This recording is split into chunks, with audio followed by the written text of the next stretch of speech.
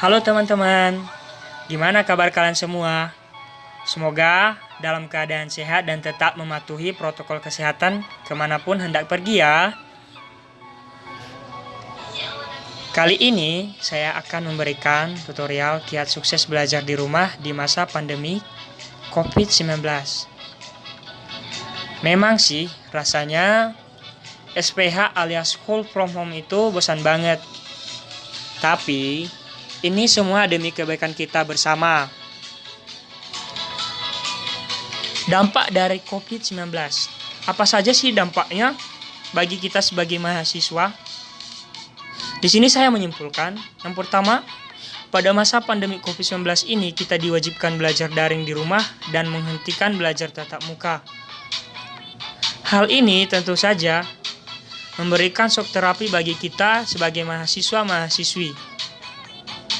Pembelajaran secara daring atau online learning yang merupakan pembelajaran jarak jauh dengan menggunakan perangkat komputer atau gadget untuk saling berkomunikasi secara interaktif dengan memanfaatkan media komunikasi dan informasi. Banyaknya tugas yang menumpuk akibat belajar daring. Ya, tentu saja. Pembelajaran ini sangat tergantung dengan koneksi jaringan internet dan kuota internet teman-teman yang memadai agar dapat belajar daring atau online learning dengan baik, sehingga tugas-tugasnya tidak menumpuk. Nah, supaya teman-teman bisa sukses belajar di rumah, berikut ini cara-cara belajar sukses di rumah.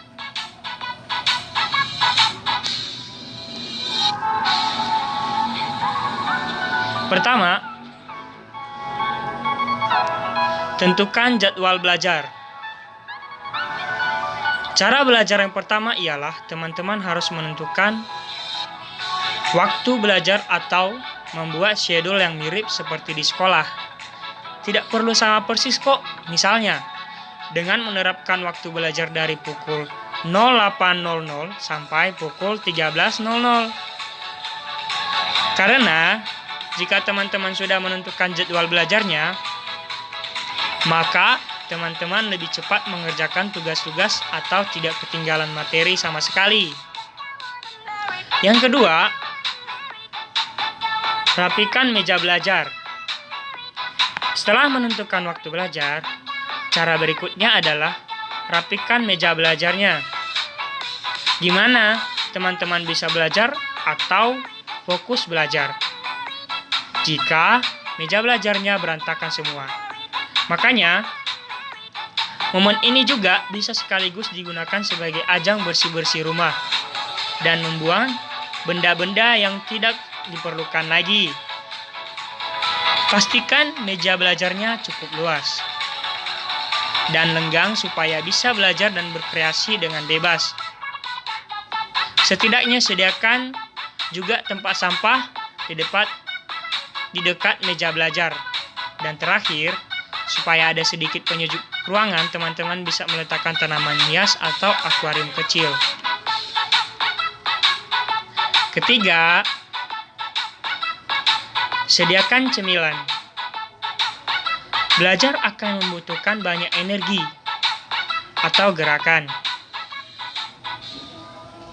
Tentunya juga, meskipun secara fisik tidak banyak bergerak, namun dapat menguras banyak energi karena berpikir. Supaya teman-teman semangat saat belajar, ada baiknya menyediakan cemilan yang teman-teman sukai. Nah, yang terakhir, pastikan koneksi internet dan kuota internet baik. Hal yang perlu diperhatikan saat belajar online adalah koneksi internet teman-teman. Untuk menyiapkan materi pembelajaran,